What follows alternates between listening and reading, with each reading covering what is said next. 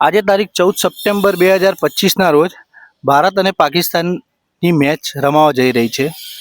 એક તરફ ઓપરેશન સિંદૂરના જાહેરાત કરી અને એનો પ્રચાર પ્રસાર કરવામાં આવી રહ્યો છે અને બીજી તરફ મેચ રમાડવામાં આવી રહી છે. તો આપણે લોકો શું વિચારી રહ્યા છે, લોકોનો મત શું છે આ વસ્તુ માટે, એ આપણે જાણવાનો આ વિડીયોના માધ્યમ દ્વારા પ્રયત્ન કરીશું.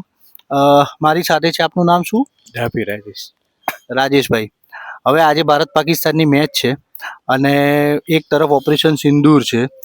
તો પહેલી દ્રષ્ટિએ તો આપણને ડિફરન્સ દેખાય છે બે વચ્ચે.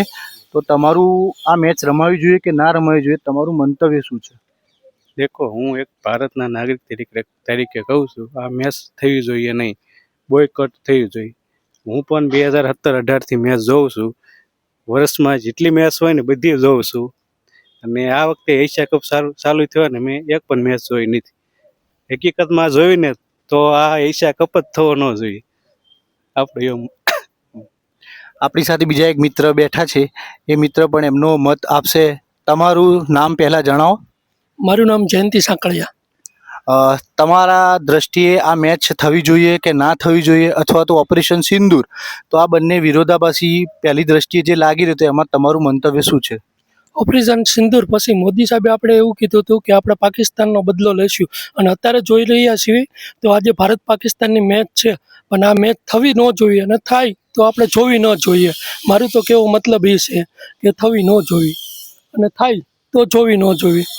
મારું જ કહેવું છે. હા, અહીંયા બેઠેલા લોકો, આ તમારે કે બીજું કેવું? અમે તો જોવાના જ નથી. એમાં મેચ, ભારત પાકિસ્તાનની મેચ જોવાના જ નથી. તમે જોવાના છો? ના, નથી જોવાના. મિત્ર, તમે મેચ જોવાના છો? ના અમે નથી જોવાના. અમે તો ઓકે. બોયકોટ જ કરી નાખીએ છે. નકર જેટલી મેચ હોય, એટલે વર્ષમાં જેટલી મેચ હોય ને, IPL હોય, ટેસ્ટ હોય, T20 હોય, વર્લ્ડ કપ હોય, જે હોય, અમે બધી મેચ હું જોતો હતો. પણ આ વખતે આપણે બંધ કરી દીધું મેચ જોવાય નહીં. એમાંય ભારત પાકિસ્તાનની મેચ હોય ને તો જોવાની જ નહીં. એમ તો આવું છે. હવે અહીંયા એક સામાન્ય મત એવો જાણવા મળે છે કે મેચનો બોયકોટ કરવો જોઈએ અથવા તો મેચ ના રમાડવી જોઈએ, કેમ કે ક્યાંક ને ક્યાંક લોકોને એવું લાગી રહ્યું છે કે આપણા જે નાગરિકો પહેલગામ હુમલામાં મૃત્યુ પામ્યા અથવા તો શહીદ થયા, એમના સાથે આ એક મજાક થઈ રહી છે.